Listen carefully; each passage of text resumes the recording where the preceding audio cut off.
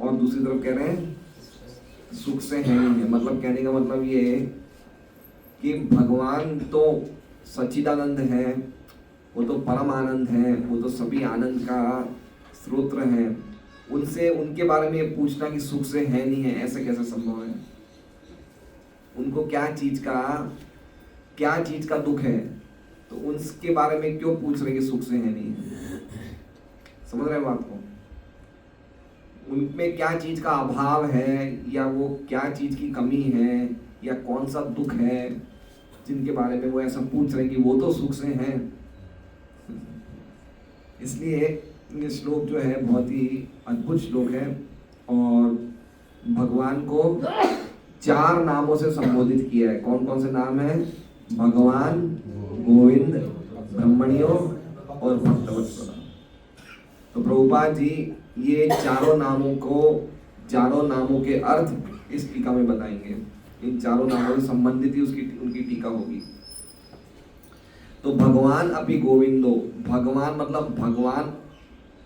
मतलब स्वयं भगवान, अपि मतलब भी, है ना। गोविंदो मतलब जो गायों को और इंद्रियों को आनंद देते हैं, या उनको हमेशा क्या कहते हैं, गोविंद का अर्थ ये भी होता है कि भगवान जो मनुष्यों की या हर एक जीवों की इंद्रियों को अपनी तरफ आकर्षित करते हैं, है ना। गोविंद का अर्थ ये भी होता है।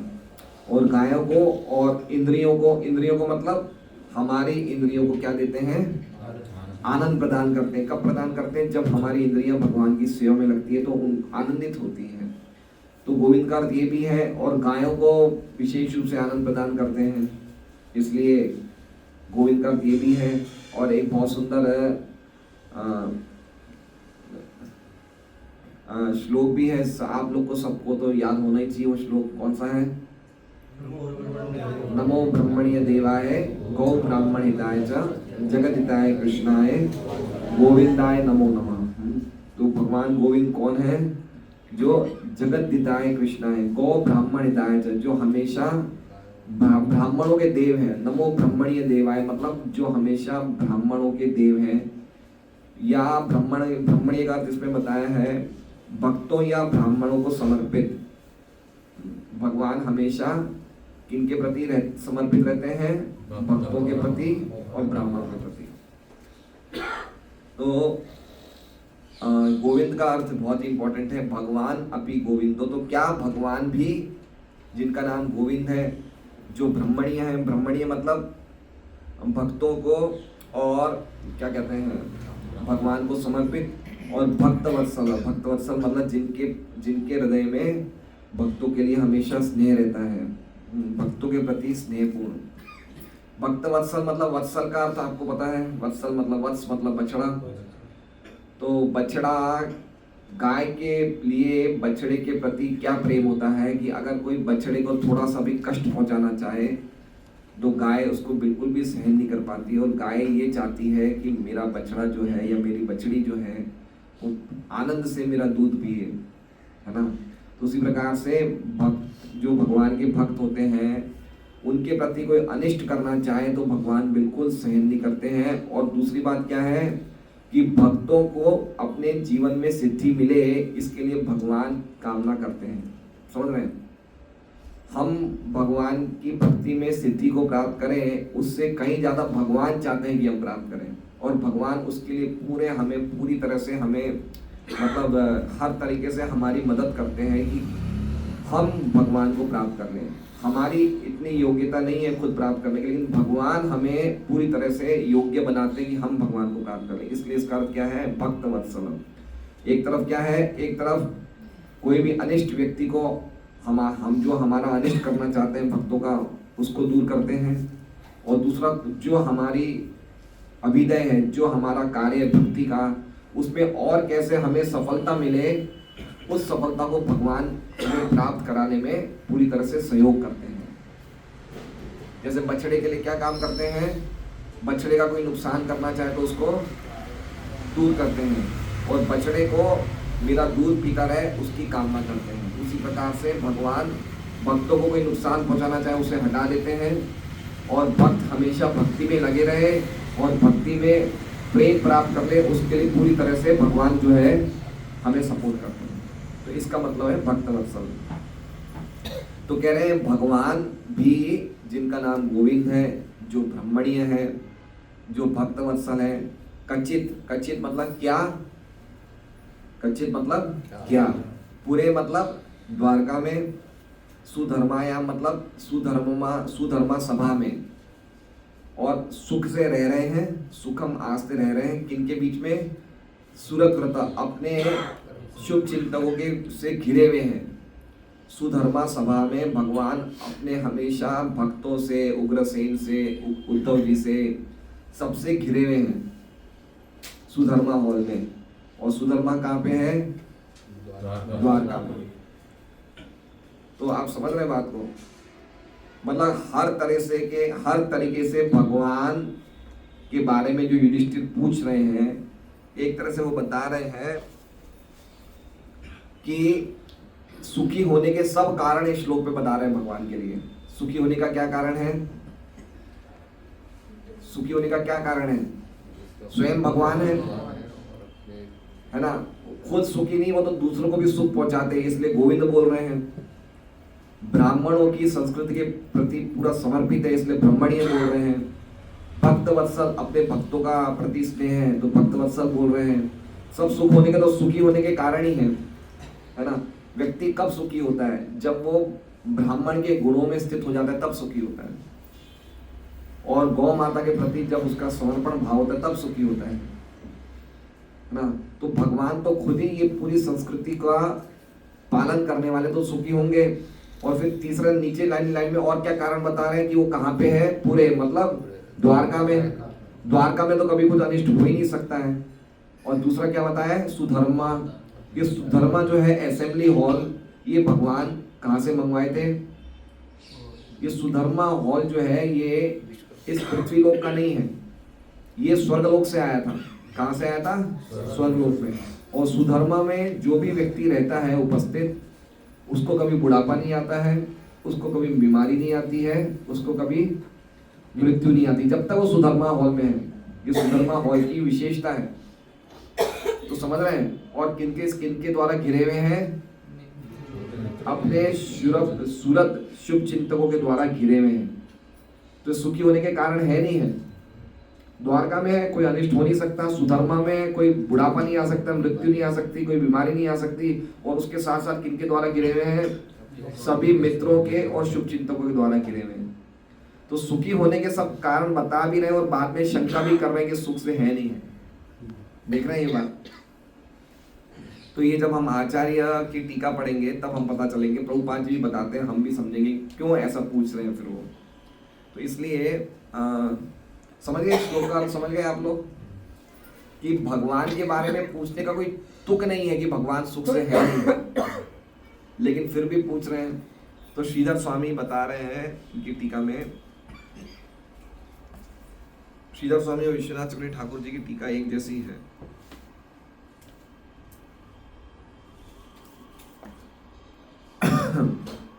भगवान के विषय में वो आनंद में है, ऐसा प्रश्न अनुचित होने की शंका से कह रहे हैं।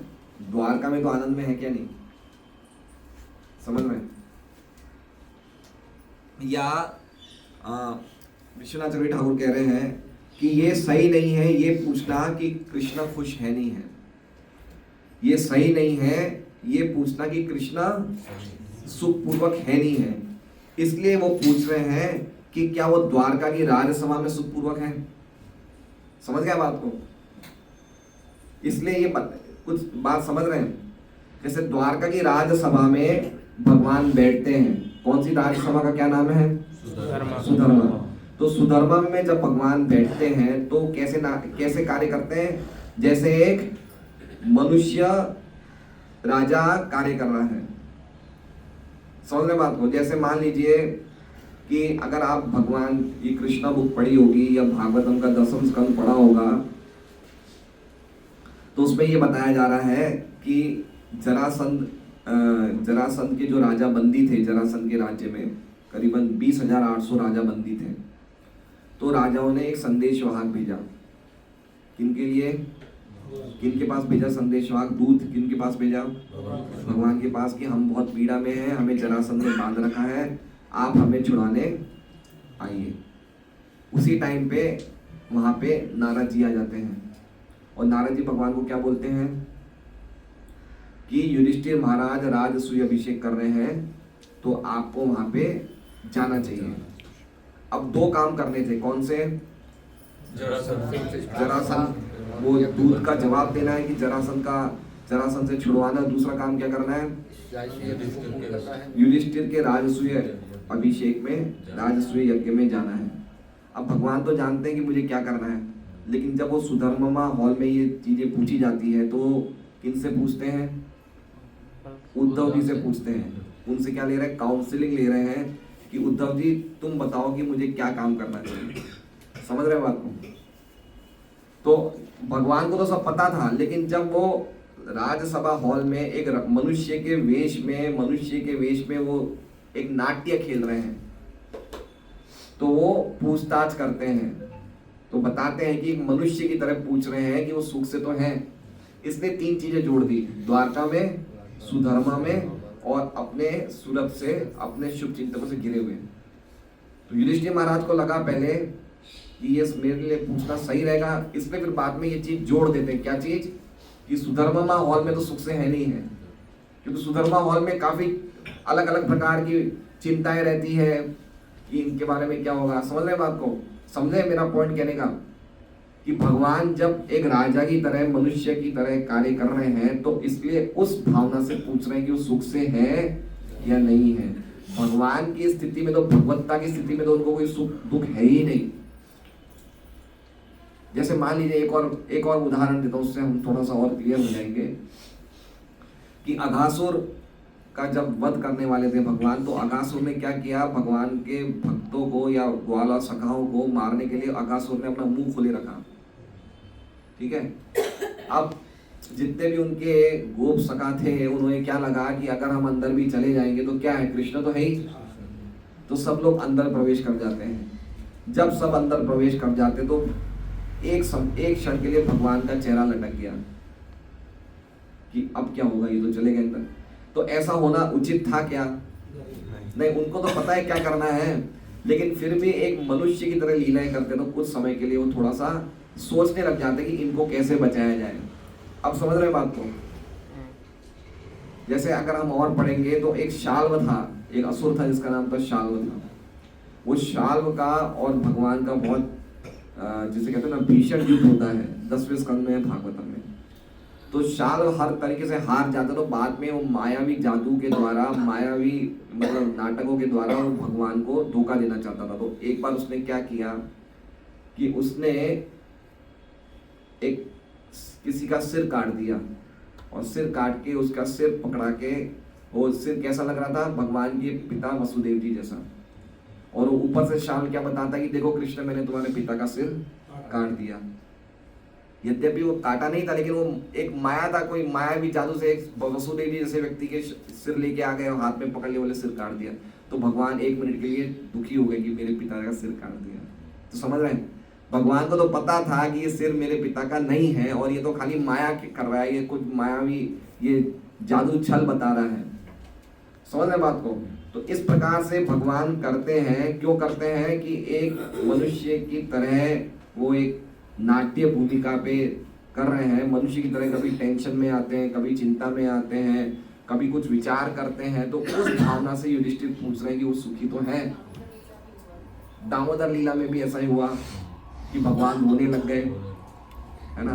तो उस विचार से युधिष्ठिर पूछ रहे हैं क्या वो सुख से तो है। अब समझ रहे बात को? समझे बात को? तो ये बात समझनी जैसी, बहुत अच्छा, ये आचार्य भी टीकाओं के द्वारा हम समझ सकते हैं, बाकी ऐसे तो हम नहीं समझ सकते हैं। और एक बहुत सुंदर टीका भी लिखी है बाल प्रबोधिनी में, उसमें भगवान का अर्थ बताया है। क्या बताया है? षड ऐश्वर्य आदि पूर्ण, है ना? भगवान का पहला अर्थ क्या बता रहे हैं? षड ऐश्वर्यों से पूर्ण है। तो षड ऐश्वर्य कौन है? भरत बताएंगे आप जरा?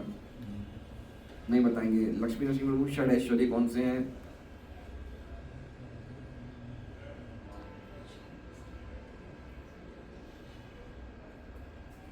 बताइए सूर्य जी।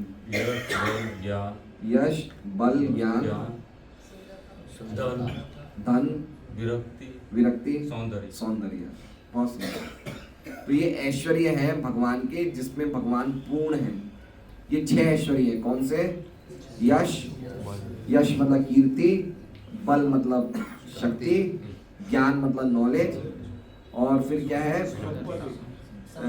धन, धन फिर क्या है?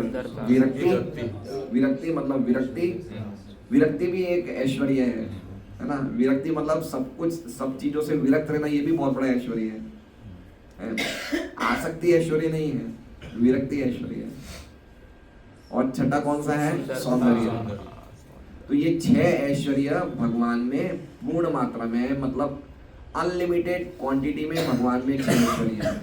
इसलिए सबसे पहले भगवान का अर्थ बता रहे हैं इस ये आचार्य क्या कह रहे हैं? षड ऐश्वर्यों से पूर्ण है। फिर आगे क्या कह रहे हैं? गोविंद अर्थात जिन्हें कामधेनु गायों के दूध से अभिषेक प्राप्त होता है, वह श्री कृष्ण तो सुख से है ना। तो गोविंद का अर्थ क्या बताया? कामधेनु गायों के दूध से अभिषेक किसने किया था भगवान का? इंद्र ने। कहाँ पे किया था? गोविंद कुंड में, जहाँ पे हम गए थे अभी। तो वहां पे इंद्र ने, जब इंद्र की हार हो गई थी गोवर्धन लीला के टाइम पे, तो इंद्र ने भगवान का कामधेनु गाय से अभिषेक, दूध से अभिषेक किया था। तो गोविंद का अर्थ क्या हो गया? गो मतलब गाय, और विंद, विंद मतलब प्राप्त करते हैं। विंदते, विंदते मतलब प्राप्त करते। तो गौ माता का दूध से अभिषेक को प्राप्त करते हैं। ये अर्थ ये आचार्य गिरधारी लाल जी बता रहे हैं कि गौ माता के दूध से अभिषेक को प्राप्त करते हैं, इसलिए क्या क्या कहा गया है? गोविंद कहा गया है।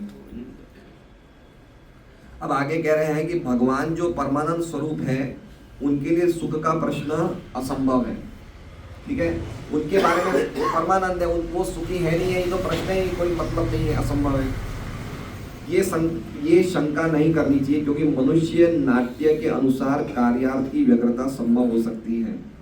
तो बता रहे हैं, ये आचार्य बता रहे हैं कि भगवान, ये प्रश्न क्यों पूछा है? ये शंका नहीं करनी चाहिए, क्योंकि मनुष्य नाट्य के अनुसार कार्यार्थ की व्यग्रता, मनुष्य नाट्य, भगवान क्या कर रहे थे? एक मनुष्य की तरह नाट्य कर रहे, तो उसमें कार्य पूरा करने के लिए व्यग्रता संभव होती है। समझ रहे बात को? कोई भी कार्य पूरा करने के लिए व्यक्ति व्यग्र होता है, नहीं होता है? हम लोग कोई भी कार्य पूरा करते तो थोड़ी सी व्यग्रता आती नहीं आती? कैसे काम पूरा होगा, ये चिंता है नहीं है? तो भगवान भी जब मनुष्य नाट्य की लीलाएं करते हैं, तो इस तरह से भगवान भी कभी कभी चिंतित हो जाते हैं। जैसे हमने अगासुर का देखा, और हमने अलग अलग एग्जाम्पल देखे ना, जरासंध का देखा कि पूछ रहे उद्धव जी से, क्यों? क्योंकि मनुष्य नाट्य के अनुसार वो कार्य को पूरा करना चाहते हैं, इसलिए थोड़े से व्यग्र हैं। इसलिए उस संदर्भ में युधिष्ठिर ने ये प्रश्न पूछा। इसलिए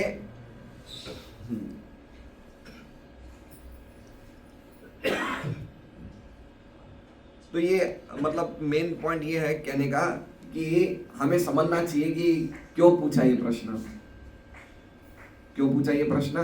कोई बता सकता है इसको कैसे समझा जाए? कौन क्यों पूछा है प्रश्न? ये श्लोक का अर्थ कोई बता सकता है? जैसे अभी हमने अभी तक सुना, मानवीय क्रियाएं के द्वारा मतलब पॉइंट ये है कि पिछले श्लोकों में उन्होंने सबके सुख के बारे में पूछा। बलराम जी कैसे हैं, अनिरुद्ध कैसे हैं, प्रद्युम्न कैसे हैं, उनके बच्चे कैसे हैं, उनके पोते कैसे हैं। लेकिन अब इस श्लोक में इस तरह से नहीं पूछ रहे कि भगवान कैसे हैं, वो मीनिंग से नहीं पूछ रहे हैं। क्यों पूछ रहे हैं कि भगवान सुधर्मा हॉल में बैठे हैं, द्वारका में बैठे हैं, तो हो सकता है एक मनुष्य नाट्य की तरह, राजा की तरह उनको बहुत सारी व्यग्रताएं रहती है। उस स्थिति में पूछ रहे हैं कि वह सुख से है या नहीं है। समझ रहे हैं? तात्पर्य, इस विशेष श्लोक में भगवान का वर्णन गोविंद, ब्रह्मणीय तथा भक्त वत्सल शब्दों से किया गया है। वे भगवान स्वयं अर्थात आदि भगवान है, और वे समस्त ऐश्वर्य, समस्त शक्ति, समस्त ज्ञान, समस्त सौंदर्य, समस्त यश तथा समस्त त्याग से परिपूर्ण। जैसा अभी हमने आचार्य टीका में देखा था, कोई ना तो उनके तुल्य है और ना उनसे बढ़कर है। है ना। एक भगवान का नाम है असमोर्ध्व। असमोर्ध्व मतलब ना तो उनसे कोई बराबर है और ना ही उनसे कोई बढ़कर है। वे गोविंद है क्योंकि वे गांवों तथा इंद्रियों के आनंद है। तो पहले भगवान का अर्थ बता दिया प्रभुपाद जी ने, अब किसका बता रहे हैं? गोविंद का। वे गायों को और इंद्रियों के आनंद है। जिन्होंने भगवान की भक्तिमय सेवा द्वारा अपनी इंद्रियों को शुद्ध कर लिया है, वे ही उनकी वास्तविक सेवा कर सकते हैं और ऐसी शुद्ध इंद्रियों के द्वारा दिव्य आनंद प्राप्त कर सकते हैं। तो समझ रहे बात को? भगवान की सेवा कब होगी? भगवान की वास्तविक सेवा कब होती है? जब हमारी इंद्रियां पूरी तरह शुद्ध हो जाती है। इंद्रियां शुद्ध हो जाती का अर्थ क्या होता है कि हम जो भी काम करें उसका अल्टीमेट जो प्रयोजन होना चाहिए वो कृष्ण की प्रीति ही होना चाहिए। समझिए, कब इंद्रियां शुद्ध होगी? जब हम ये समझें कि हमारा अल्टीमेट भक्ति में कोई भी काम करना है उसका उद्देश्य क्या है? कृष्ण की प्रीति। और दूसरा, उस भक्ति के पीछे कोई भी प्रकार की फल की कामना नहीं करना चाहिए। ये कौन सा श्लोक है? अन्याभिलाषिता शून्यम ज्ञान कर्मांजनावर्तम। तो हमारी इंद्रियां शुद्ध होगी। अगर हम लोग भक्ति कर रहे हैं और कृष्ण की प्रीति नहीं चाह रहे हैं, हम अपनी प्रीति चाहते हैं, हमें आनंद मिलता है, हमें अच्छा लगता है, इसलिए भक्ति कर रहे हैं, तो हमारी इंद्रियां शुद्ध नहीं होगी। इसलिए बहुत इंपॉर्टेंट समझना चाहिए कि खाली कृष्ण की प्रीति, हम कोई भी कार्य करें भक्ति में, हम उसके पहले ये सोच लें तो हम तो कृष्णार्थ या चेष्टा हम भगवान की प्रीति के लिए कर रहे हैं। हम सुबह उठ रहे हैं भगवान की प्रीति के लिए, स्नान कर रहे हैं, ब्रश कर रहे हैं, या हम लोग तिलक लगा रहे हैं, हरि नाम कर रहे हैं, मंगल आरती कर रहे हैं। एक हमारे में कॉन्सेप्ट होना चाहिए कि ये खाली कृष्ण की प्रीति के लिए है और इसके प्रति कोई, इसके सामने कोई भी प्रकार की फल की कामना नहीं करनी चाहिए। तो इंद्रियां शुद्ध होती है और इंद्रियां शुद्ध होने के बाद फिर वास्तविक भक्ति शुरू होती है। तो अगर हमारी पहले से ये भावना रहे तो हम वास्तव में वास्तविक भक्ति कर रहे हैं। अगर पहले से ये भावना रहे शुरू से कि हमारे अल्टीमेट डिजायर, जैसे अभी मैराथन चालू हुआ है, तो हमें ये देखना चाहिए कि हमारे आचार्य किस पे प्रसन्न होते हैं, प्रभुपाद जी किस पे प्रसन्न होते हैं। तो उनके इंटरेस्ट में, उनकी इच्छा में, इंटरेस्ट मतलब उनके स्वार्थ में अपने स्वार्थ को मिला लेना। आप समझ रहे बात में? जैसे मैंने 4-5 दिन पहले क्या कहा था कि अगर कोई बाइक चला रहा है और वो बाइक को हम साइकिल पे, अगर हम उस बाइक वाले को पकड़ लें तो हमारी स्पीड क्या हो जाएगी? है ना, 60-70 की स्पीड में चलने लग जाएंगे। तो उसी तरह से भगवान के इंटरेस्ट में या भगवान के स्वार्थ में हम अपने स्वार्थ को मिला लें तो हमारी इंद्रियां बहुत तेजी से शुद्ध हो जाएगी। शुद्ध हो जाएगी नहीं, हो ही गई है। तो इसलिए समझना चाहिए कि भगवान की इच्छा क्या है, आचार्यों की इच्छा क्या है, और हमारी भक्ति किनके लिए होनी चाहिए? उनकी इच्छा में सहयोग करने के लिए होनी चाहिए। तो हम फिर हमारे में भौतिक करंट नहीं रहेगा। कौन सा करंट रहेगा हमारे अंदर? स्पिरिचुअल करंट रहेगा। चाहे हम अभी तक शुद्ध भक्त नहीं बने हैं, लेकिन शुरू से अगर हम भगवान के इंटरेस्ट में अपने आप को आइडेंटिफाई कर ले कि हमारा कार्य तो भगवान की इच्छा को पूरी करने का है या हमारे आचार्य की इच्छा को पूरा करना है, तो फिर हमारी जो भावना अंदर होगी वो भौतिक भावना नहीं होगी। वो क्या होगी? वो आध्यात्मिक भावना होगी। यद्यपि अभी तक हम पूरी तरह से, हम अभी तक बहुत ऊंचे स्टेज पे नहीं आए हैं, लेकिन फिर भी शुरुआत से हम कृष्ण भावनामृत में होंगे। शुरुआत से हम लोग पूरी तरह से शुद्ध होंगे। इसलिए शुरू से ही अपनी भावना को शुद्ध रखना चाहिए कि हमें भगवान की प्रीति के लिए, हमें भगवान, हमारे आचार्यों की प्रीति के लिए वो क्या कह रहे हैं वैसा करना चाहिए। फिर ये नहीं देखना चाहिए कि इसमें मेरा मन लग रहा है या नहीं लग रहा है। मन तो लगेगा ही, क्योंकि इंद्रियां जब शुद्ध हो जाएगी, इंद्रियां जब भगवान की सेवा में लगेगी तो धीरे धीरे अपने आप ही, अभी आप देख लीजिए आप में से कितने लोग हो जिनको अब बाहर जाने का या पिक्चर देखने का या होटल जाने का शौक? किसी को नहीं है, नहीं है ना? नहीं। लेकिन अभी सेवा करने का भी इतना शौक नहीं है, ये भी नहीं है। तो अभी हम लोग बीच की स्टेज में हैं। सेवा करने का भी मन नहीं करता है और इंद्रिय भोग करने का भी मन नहीं करता है, लेकिन ये स्टेज अच्छी नहीं है। हमें अतिशय सेवा करने का मन होना चाहिए। अतिशय सेवा, अतिशय सेवा। तो भगवान प्राप्त होते हैं अतिशय सेवा की भावना से। इसलिए हमेशा हमारे पास सेवाओं का होलसेल में लिस्ट होनी चाहिए, मुझे ये करना है, ये करना है, ये करना है, ये करना है। तो हमेशा सेवाओं से भरा हुआ रहना चाहिए। तो हमेशा मन में हमारे जो करंट्स रहेंगे सब स्पिरिचुअल रहेंगे, अंदर स्पिरिचुअल भावना रहेगी, मुझे ये भी करना है, अभी ये करना है, अभी ये पुस्तक वितरण करना है, अभी हरिनाम करना है। तो टेंशन होना चाहिए कि कैसे भगवान की इच्छाओं को पूरी करूँगा। केवल अशुद्ध बद्ध जीवी इंद्रियों से कोई आनंद प्राप्त नहीं कर पाते, अपितु इंद्रियों के मिथ्या आनंद से मोहग्रस्त होकर के इंद्रियों के दास बन जाते हैं। इंद्रियों के मिथ्या आनंद से मतलब जो इंद्रिय विषयों को इंद्रिय विषय में लगाते हैं, वो क्या आनंद है? मिथ्या आनंद है। समझ रहे हैं? जैसे आपको खाना है, कोई भी मन करके जीवा को खाने में लगाना है, आंखों को अच्छी चीजें देखने में लगाना है, तो इंद्रियां जब तक इंद्रिय विषय में लगी रहेगी तो ये मिथ्या आनंद, और इससे क्या उत्पन्न होता है? मोह उत्पन्न होता है। मतलब मैं शरीर हूँ और शरीर मेरा है, ये क्या है? ये मोह है। तो इंद्रियों के मिथ्या आनंद से इंद्रियों के दास बन के मोह उत्पन्न होता है। अब ये गोविंद का था। अब आगे भगवान ब्रह्मणी का अर्थ बता रहे हैं। भगवान गायों के तथा ब्राह्मण संस्कृति के रक्षक हैं।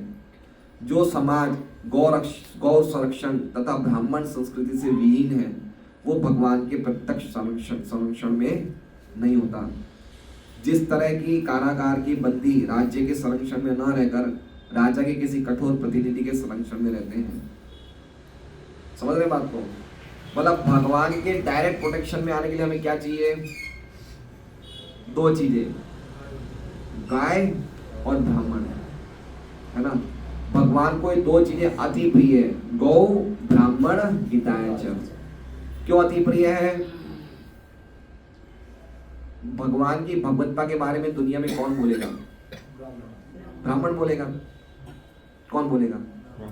भगवान का प्रचार कौन करेगा? ब्राह्मण करेगा। इसके अलावा कोई कर सकता है?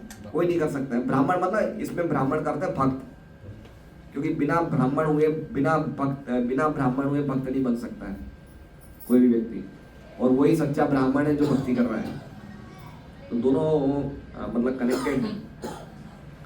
तो गाय क्यों इंपॉर्टेंट है? क्योंकि गाय हमें ऐसी चीजें देती है जिससे कि हम भगवान के बारे में कुछ समझ सकें। क्या देती है? दूध और भोजन। भोजन कौन देते हैं? बैल। बैल भी गाय में ही आते हैं। गाय का रक्षा खाली गाय नहीं है, बैल भी है। बैल, सांड, बछड़े, बछड़ियां, गाय सब कुछ गौ रक्षा में आते हैं। तो अगर बैल हमें भोजन नहीं देंगे, बैल हमारे पिता है, गाय हमारी माता है, तो अगर हमें भोजन और दूध ही नहीं मिलेगा तो हम कब तक रह पाएंगे? आप देख रहे हैं आज 50 से 60 साल के 70 साल के व्यक्तियों की बीमारी आ रही है। क्यों आ रही है? कैंसर हो रहा है। क्यों हो रहा है? क्योंकि कोई भी प्योर चीज खा नहीं रहे हैं, है ना। हम लोग जो भी भोजन कर रहे हैं, अब बैल से कहाँ बनता है? वो किससे बनता है? ट्रैक्टर से बनता है। कितनी पेस्टिसाइड्स, कितनी दवाइयाँ डलती है उसमें। दूध कहाँ से आ रहा है? हमें खुद को नहीं पता कहाँ से आ रहा है। उसमें कितना मिश्रण हो रहा है वो भी हमें नहीं पता। ऐसा भोजन करके हम आध्यात्मिक चीजों को समझ पाएंगे? नहीं समझ पाएंगे। प्रभुपाद जी कहते हैं कि गाय का दूध पीने से हमारे टिश्यूज इतने प्यूरिफाई हो जाते हैं कि हम आध्यात्मिक चीजों को, टिश्यू मतलब तंतु, शरीर के तंतु इतने शुद्ध हो जाते हैं कि हम आध्यात्मिक चीजों को समझ सकते हैं। लेकिन गाय की रक्षा हमारे पास शहर में कैसे करें? हमारे पास खुद के पास इतने घर होते हैं जिसमें हम खुद नहीं रह सकते, गाय कहाँ से रहेगी? ये आजकल का ये चल रहा है गौशाला। ये पहले ऐसे गौशाला का सिस्टम नहीं था। वैदिक काल में गौशालाएं नहीं हुआ करती थी। वैदिक काल में क्या होता था? सबके पास में गाय होती थी। नंद महाराज के पास 9 लाख गाय थी। अगर हम राजा विराट के पास देखेंगे, जो जहाँ पे पांडवगण गए थे 1 साल के लिए, उनके पास कितनी लाखों की संख्या में गाय थी। तो हर एक के पास गाय थी, और लोग गौ माता की रक्षा करते थे, सेवा करते थे, और उनका परम कल्याण होता था। उनको शुद्ध दूध मिलता था, हर एक चीज शुद्ध मिलती थी। अभी एक और संस्था चलती है जिसका नाम है वीगन। सुना है नाम? वीगन। तो वो लोग भी काफी कार्य कर रहे हैं गौ माता की सुरक्षा के लिए। लेकिन वो क्या है कि नेगेटिव कंसेप्ट समझाते हैं, पॉजिटिव नहीं समझाते हैं। वो हमें ये नहीं बोलते कि आप गौ माता की सेवा करो। वो क्या कह रहे हैं? आप गौ माता के कोई प्रोडक्ट लो ही मत। समझ रहे हैं? उनका पॉइंट क्या कहने का है दूध की कोई प्रोडक्ट कि दूध की कोई भी चीजें आप इस्तेमाल ही मत करो। क्या कह रहे हैं वो कि गौ माता से जो भी चीजें प्राप्त होती है, दूध है, पनीर है, दही है, छाछ है, उसका कोई भी प्रकार से आप इस्तेमाल क्यों बोल रहे हैं वो ऐसा? क्यों बोल रहे हैं ऐसा? गौशाला इधर दूध जो डेयरी में है उनको इंजेक्शन तकलीफ देकर दूध निकालते क्यों? क्योंकि अगर हम ये चीजें खरीदेंगे डेयरियों से तो डेयरी क्या इन चीजों का कंजम्पशन, डिमांड बढ़ जाएगी, और डिमांड बढ़ जाएगी तो इन्हें और दूध चाहिए। अगर और दूध चाहिए तो गाय पे और ज़्यादा अत्याचार होगा, गाय को कृत्रिम तरीके से गर्भवती बनाया जाएगा और ज़बरदस्ती दूध लिया जाएगा, दूध में मिश्रण होगा, तो इस पे अत्याचार किस पे हो रहा है? गायों पे। तो वो इनडायरेक्टली कहना चाहते हैं कि आप गायों की कोई चीज़ खरीदो ही नहीं मत, क्योंकि इनडायरेक्टली अत्याचार किस पे हो रहा है? गायों पे। इसलिए बहुत चल रहा है अभी ये संस्था, ये चीज़ें बहुत चल रही है, और इन लोगों ने खुद की अपनी अपनी चीज़ें इंट्रोड्यूस कर ली है। गायों के बदले इन्होंने एक अलग पाउडर बनाया, दूध के बदले ऐसे अलग अलग चीज़ें कि आप ये खाओ, लेकिन गायों की चीज़ें मत लो, क्योंकि गायों की चीज़ें लोगे तो डेयरी वाले गलत तरीके से इन चीज़ों को, अब सही एक तरीके से सही भी है। सही कैसे है कि आजकल जितनी भी आधुनिक डेयरियाँ हैं उसमें जो भी चीज़ें मिल रही है सब चीज़ों में मिश्रण है ही है। आप समझ रहे हैं? अभी 500-600 रुपये में घी मिलेगा, कौन सा घी मिलेगा आपको? सही घी कहाँ से मिल सकता है? अभी हमने एक मिलौने की मशीन ली है घर पे, तो अभी हमारी गौशाला से दूध आता है तो 30 लीटर दूध, क्या 30 लीटर दूध में 1 किलो घी बनता है। तो अंदाजन कितने का पड़ा? मान लीजिए अगर 1 लीटर 100 रुपए का है, गिर गाय का घी 1 लीटर 100 रुपए से कम का नहीं है, तो 3000 रुपए तो उसकी कॉस्ट आती है। अब कहाँ से 500-600 रुपये में चीज़ें मिलेगी? और 3000 रुपये का अगर भाव रखेंगे तो कौन खरीदेगा? समझ रहे बात को? तो असमंजस वाली स्थिति हो गई। इसलिए ये जो संस्था है इन्होंने कहा कि आप चीज़ें इस्तेमाल करना बंद कर दो, क्योंकि जितना ज़्यादा आप इनका इस्तेमाल करोगे इतना ज़्यादा गौ माता पे अत्याचार बढ़ेगा। लेकिन हमारा वैदिक सिस्टम ये वैदिक सिस्टम कह रहा है कि आप गौ माता की सेवा करो। पॉजिटिव बता रहे हैं कि गौ माता से दूध लेना चाहिए, लेकिन उनकी सेवा करो, उनको सुख से रखो। इसलिए बात बहुत ज़रूरी है कि हमें हमारे भक्तिमय जीवन में गौ माता का विशेष स्थान होना चाहिए। इसलिए मैंने कल कहा कि शहरों में ये सब चीज़ें कहाँ संभव है ना? अब ये गौशालाएं हैं, ये गौशालाएं भी एक तरह से आप समझिए ये भी एक लायबिलिटी हो गई है। लायबिलिटी मतलब जितनी भी बड़ी बड़ी गौशालाएं सब नुकसान में चल रही है। गाय तो सोर्स ऑफ इनकम है, लेकिन यहाँ क्या हो रहा है? ये सोर्स ऑफ लॉस हो रहा है। ये तो गायों से तो लोग कितना कमाते हैं, गायों को रखने से लोग कितना ये जो काउ मिल्क प्रोडक्ट्स बेचते हैं उसमें कितनी कमाई होती है। लेकिन अभी एक ही संस्था पे इतनी सारी गायों का सेवा आ जाए तो नुकसान होगा उसे। जितनी भी सूरत के आसपास गौशालाएं चल रही सब नुकसान में चल रही है। दान पे सब आश्रित है, दान मिलता है तो चलती है, लेकिन वो अल्टीमेटली नुकसान पे है। इसलिए सिस्टम ये कि हर एक को गाय रखनी चाहिए, हर एक को। कैसे संभव है? कैसे संभव है बताइए? अभी गोपाल नगर में गोपाल प्रभु यहाँ सत्संग में लोग विरोध करते गाय रखेंगे तो लोग क्या करेंगे? नहीं संभव है ना। इसलिए क्या बताया था प्रभुपाद जी ने? वर्णाश्रम कम्युनिटी। कल भी मैंने यही बात बोली कि अल्टीमेटली अगर हमें भगवान की भक्ति में अच्छी तरह लगना है तो हमें ब्राह्मणों के गुण और गौ माता के प्रति हमारा समर्पण होना चाहिए, क्योंकि दो चीजों के बिना मानव सभ्यता है ही नहीं। बात बहुत इंपॉर्टेंट बात है ये। इसका धीरे धीरे हमें और पता चलेगा कि कितना गौ माता को ढंग से नहीं रखना कितना बड़ा। एक सहदेव प्रभु हैं, शायद हैदराबाद के प्रेसिडेंट हैं मंदिर के, उन्होंने गौ माता में बहुत अच्छी अच्छी बुक्स लिखी इंग्लिश में। और एक बुक का नाम है to kill the cow means to end the human civilisation. अगर गाय को मारने का मतलब है मनुष्य सभ्यता को खत्म कर देना। ऐसे उन्होंने बहुत सारी बुक्स लिखी गौ माता में, अच्छी है, पढ़ने लायक है।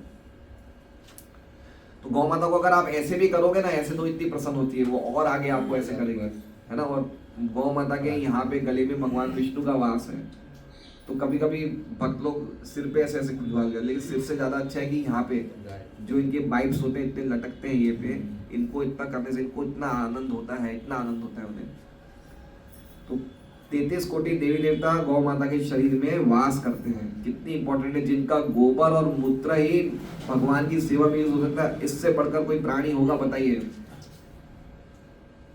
जो गौ माता का गोबर और गौ मूत्र ही भी भगवान के अभिषेक में काम आता है। महीने में एक बार गौशाला में प्रोग्राम रखते हैं। वो एक अलग बात है गौशाला में प्रोग्राम रखना, लेकिन पॉइंट ये समझिए, पॉइंट क्या है कि गायों से हमारा जीवन डेली अटैच रहना चाहिए, महीने में एक बार नहीं, धीरे धीरे फिर गौशाला डेली अटैच होना चाहिए। इसलिए पॉइंट समझना चाहिए कि कितना जरूरी है ये वर्णाश्रम फार्म कम्युनिटी। प्रभुपाद जी क्या बोले कि मेरा 50% काम तो अभी बाकी है, तो बहुत सारा काम अभी बाकी है। इसलिए शहरों में भक्तों को प्रचार के लिए रहना चाहिए, बाकी शहरों की संस्कृति रहने लायक तो है ही नहीं, बिल्कुल भी, बिल्कुल नहीं। पर्टिकुलरली जो भक्तों के क्वालिटीज, अगर हमने ब्राह्मण क्वालिटीज अगर हम डेवलप कर रहे हैं तो शहरों में रहना हमें अच्छा नहीं लगेगा। तो ब्राह्मण क्वालिटीज क्या है अभी हम पढ़ेंगे आगे।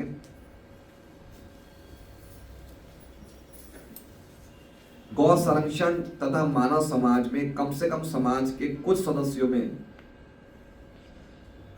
ब्राह्मण गुणों के अनुशीलन के बिना कोई भी मानव सभ्यता उन्नति नहीं कर सकते। तो प्रभुपाद जी कह रहे हैं कि हो सकता है कि सब लोग ब्राह्मण नहीं बने, लेकिन कुछ प्रोपोर्शन में तो बने, समझ रहे हैं? ब्राह्मण मतलब ब्राह्मणों के गुण तो होने चाहिए, या भक्त बन जाए तो जरूरी नहीं है कि पूरी दुनिया भक्त बन जाएगी, लेकिन कुछ तो बने।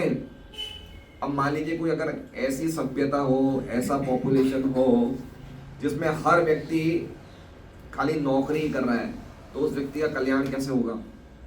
आप समझिए, पूरी दुनिया में खाली फैक्ट्री, नौकरी, दुकानदारी चल रही है, कोई भी व्यक्ति ये वैदिक ज्ञान का प्रचार नहीं हो रहा, तो कैसे क्या हालत होगी बताइए? अगर ऐसा होता तो आज हम यहाँ बैठे होते, हमें कहाँ से ज्ञान मिलता, कौन हमें समझाता? तो कुछ लोग तो ऐसे चाहिए ना जो लोगों को ज्ञान दे, कुछ तो चाहिए। प्रभुपाद जी क्या बोलते हैं, बहुत अच्छा बताते हैं कि भगवान के विराट रूप का मुंह कौन है? ब्राह्मण। मुंह कौन है? ब्राह्मण। और हाथ कौन है? क्षत्रिय। पेट कौन है? वैश्य। और पैर कौन है? शूद्र। अब मान लीजिए कि अगर मुंह ही नहीं है तो खाली हाथ पैर से शरीर चलेगा क्या? इसलिए कह रहे हैं कि मुंह तो होना चाहिए, कुछ ब्रेन तो होनी चाहिए। शरीर में ब्रेन नहीं होगी तो कैसे हाथ पैर चलेगा? तो मनुष्य समाज में अगर ब्राह्मण सभ्यता ही नहीं होगी तो सब लोग खाली क्या करेंगे? काम काज, पैसा यही करेंगे, और इससे क्या बढ़ेगा? रजो तदा रजस तमो भावा काम और लोभ बढ़ेगा, रजोगुण और तमोगुण बढ़ेगा, सत्वगुण की क्वालिटी खत्म हो जाएगी, और रजोगुण और तमोगुण बढ़ेगा तो नारकीय अवस्था हो जाएगी। वो तो हर व्यक्ति पाप करेगा, हर व्यक्ति गलत काम करेगा, 4 नियमों को पूरा उल्लंघन होगा, तो पूरा जगत रहने लायक ही नहीं रहेगा। इसलिए कुछ लोग तो बने ब्राह्मण, प्रभुपाद जी ऐसा कह रहे हैं, पूरे नहीं बने, कुछ तो बने। वो कुछ लोग थोड़े लोगों को प्रचार करेंगे। तो सिस्टम ऐसी होती है, ब्राह्मण कम होते हैं, उससे थोड़े ज्यादा क्षत्रिय होते हैं, उससे थोड़े ज्यादा वैश्य होते हैं, उससे थोड़े ज्यादा, ऐसे सिस्टम होता है। लेकिन कुछ तो होना चाहिए, लेकिन अगर बिल्कुल नहीं हो तो क्या कैसे स्थिति हो जाए? इसलिए भगवान जो है ब्राह्मणों की इतनी कदर करते हैं। क्यों? क्योंकि ब्राह्मण ही भगवान का प्रचार करते हैं। और कौन करेगा? ब्राह्मणों के अलावा कौन प्रचार करेगा? ब्राह्मण वाला समझ रहे हैं, जो भक्त होगा वही तो प्रचार करेगा, और कौन करेगा? और भक्त लोग ही प्रचार नहीं करें तो क्या होगा? भक्त लोग ही संडे को एक दिन मिलता है, प्रभु जी आज तो मैं यहाँ जाना है, आज तो यहाँ जाना है, फिर कौन प्रचार करेगा भगवान का? इसलिए बहुत जरूरी है ये बात समझना। इसलिए भगवान को ब्रह्मणी कहा गया है, गायों के प्रति, भक्तों के प्रति और ब्राह्मणों के प्रति समर्पित है।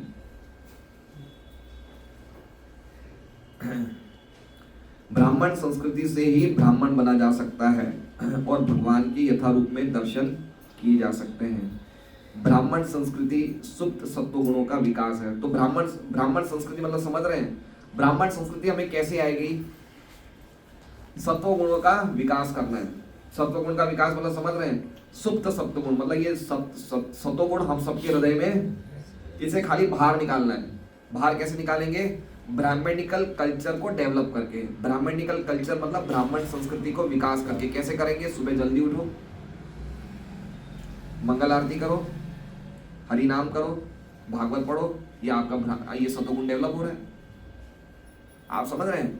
ब्राह्मण संस्कृति कब विकास होती है? सुबह जल्दी उठने से। अभी सर्दी में हमें रजाई का बड़ा शौक आएगा, रजाई से बाहर नहीं निकलना चाहिए। कुछ लोग तो राजस्थान जाते हैं इसलिए कि मोटी मोटी रजाइयों में लेटे रहेंगे 7 बजे तक 6 बजे तक। तो भगवान यहाँ भक्तों से घिरे हुए हैं और हम किससे घिरे हुए हैं? रजाई से घिरे हुए हैं। तो जो व्यक्ति सुबह 7-8 बजे उठेगा वो क्या जानेगा कि सतोगुण क्या होता है। इसलिए ब्राह्मणिकल कल्चर को डेवलप करना मतलब सुबह जल्दी उठना, 2 टाइम 3 टाइम स्नान करना, भगवान के नामों का जप करना। और ऐसी क्वालिटीज को डेवलप करने से क्या होता है, क्या क्या चीजें आती है, देखिए लिखा है सत्यनिष्ठा। हमें धीरे धीरे झूठ बोलने का मन नहीं करेगा। एक बहुत पहले एक गाना था, सजन रे झूठ मत बोलो खुदा के पास जाना है। पता नहीं कब था ये, मैंने ऐसे ही सुना था, है ना। तो सबसे पहले उसमें क्या क्वालिटीज आएगी?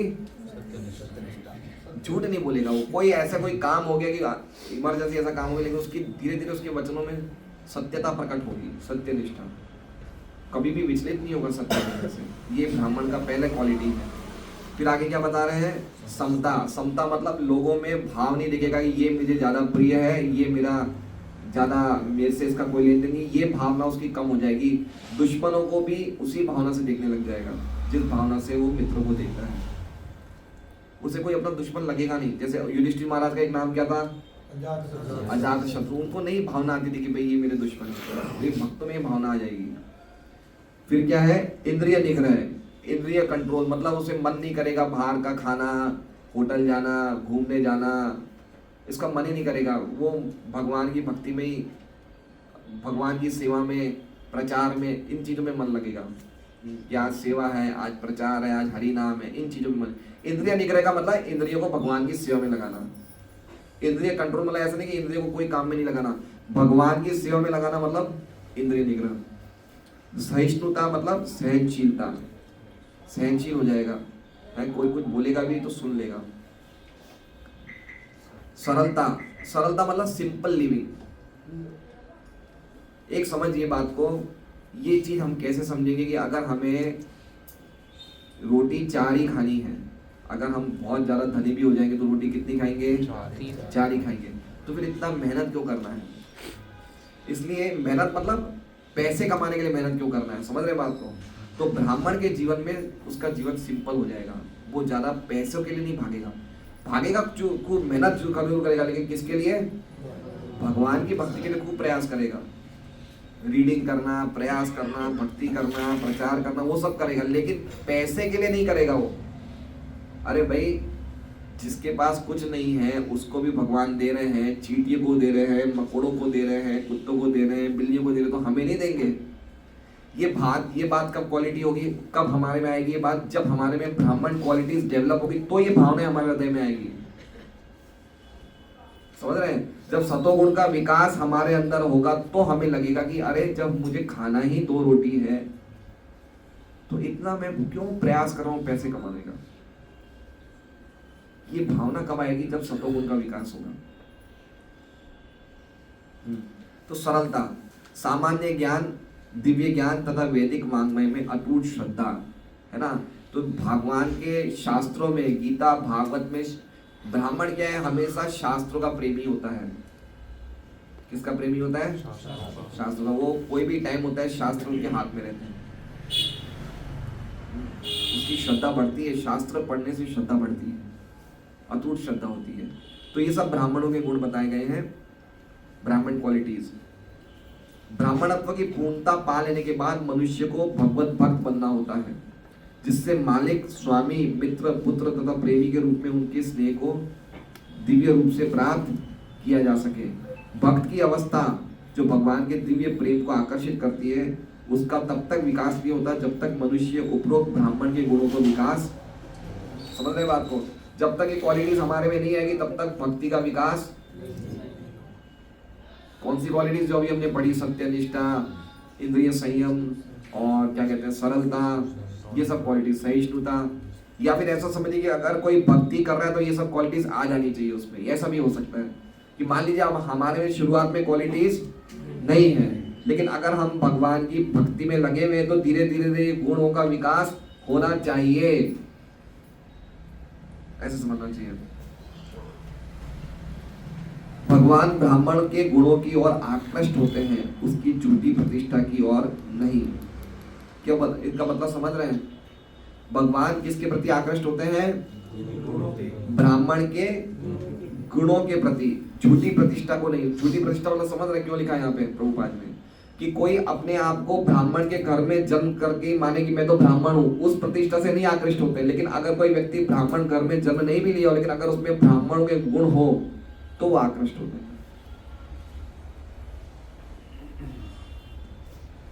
जो लोग योग्यता में ब्राह्मण से कम होते हैं वे भगवान से किसी प्रकार का संबंध स्थापित, ये कितनी स्पष्ट बात लिखी है ना? अगर हमारे में ब्राह्मणों की योग्यता नहीं है तो हमारा भगवान से संबंध ही अभी तक तो एस्टैब्लिश नहीं हुआ है। जैसे कि काष्ठ के बिना कच्ची मिट्टी में आग नहीं जलाई जा सकती, यद्यपि काष्ठ तथा मिट्टी में पारस्परिक संबंध होता है। समझ रहे हैं? काष्ठ मतलब लकड़ा, तो अगर लकड़ा गीला होगा तो आग नहीं लगा सकते। उसी प्रकार से अगर व्यक्ति में ब्राह्मण के गुण नहीं होंगे तो भगवान प्रकट नहीं होंगे। क्योंकि भगवान परम पूर्ण है, अतः उनकी कुशलता का प्रश्न ही, अब वही बात आ गई आचार्य वाली, प्रभुपाद यहाँ लिख रहे हैं, क्योंकि भगवान परम पूर्ण है इसलिए उनकी कुशलता का तो प्रश्न उठता ही नहीं है। तो क्यों पूछा युधिष्ठिर ने? अतः महाराज युधिष्ठिर ने ये प्रश्न नहीं पूछा। उन्होंने ये प्रश्न नहीं पूछा कि आपकी कुशलता क्या है, उन्होंने केवल उनके आवास स्थान द्वारकापुरी के संबंध में ही पूछा। जहां पुण्यात्मा एकत्र होते हैं भगवान वहीं रहते हैं जहां पुण्यात्माएं, समझ रहे हैं? पुण्यात्मा एकत्र होते मतलब ये क्या बता रहे हैं? सुधर्मा हॉल में सब भगवान के भक्तों से भगवान घिरे हुए, और भगवान के भक्त लोग क्या करते हैं? भगवान की कीर्ति का गुणगान करते हैं। तो भगवान कहाँ रहते हैं? जहाँ पे उनकी कीर्ति का गुणगान होता है, जहाँ पे भक्त लोग रहते हैं वहीं पे भगवान रहते हैं। तो वो चीज युधिष्ठिर महाराज ने पूछी, उनका कुशल क्षेम नहीं पूछा। ये बात बताना चाह रहे हैं। भगवान वहीं रहते हैं जहाँ पुण्यात्माएं एकत्र होती है और परम सत्य के गुणगान में आनंद लेते हैं। तो देखिए अब हमें क्या करना चाहिए? अब हम लोग खुद ही भगवान का गुणगान में आनंद लें या और पुण्यात्माओं का हम लोग डेवलपमेंट करें? क्या करना चाहिए? है ना?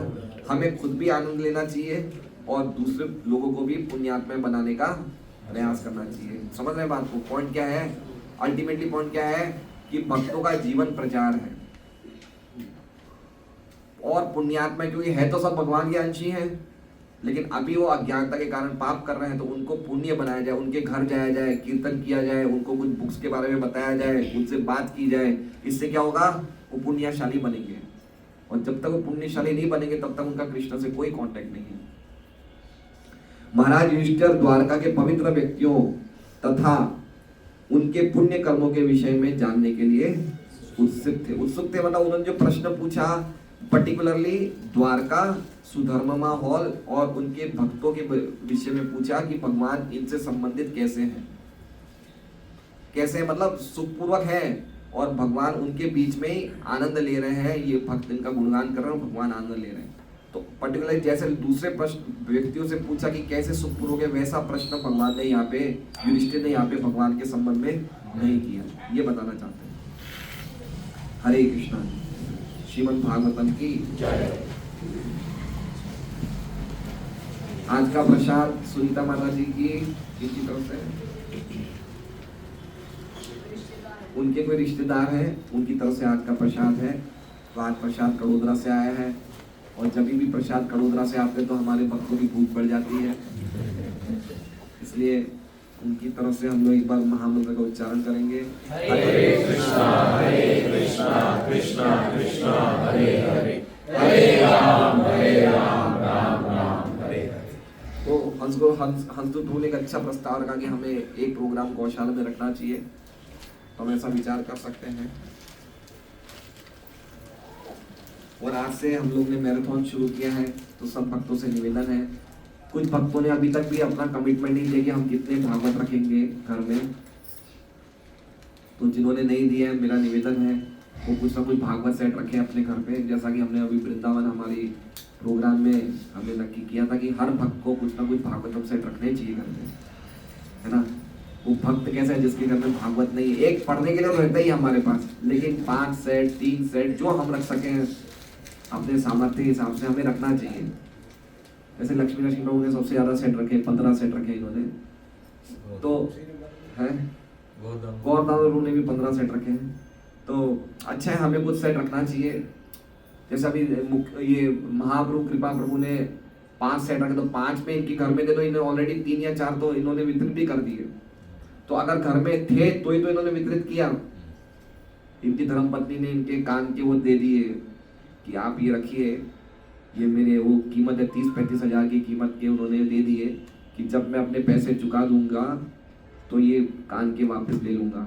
तो इसमें से इनके 3-4 तो भागवतम सेट ऑलरेडी इन्होंने ऑर्डर ले लिए हैं। तो ऐसा क्यों हमने ऑर्डर लिया? क्योंकि हमारे घर में थे।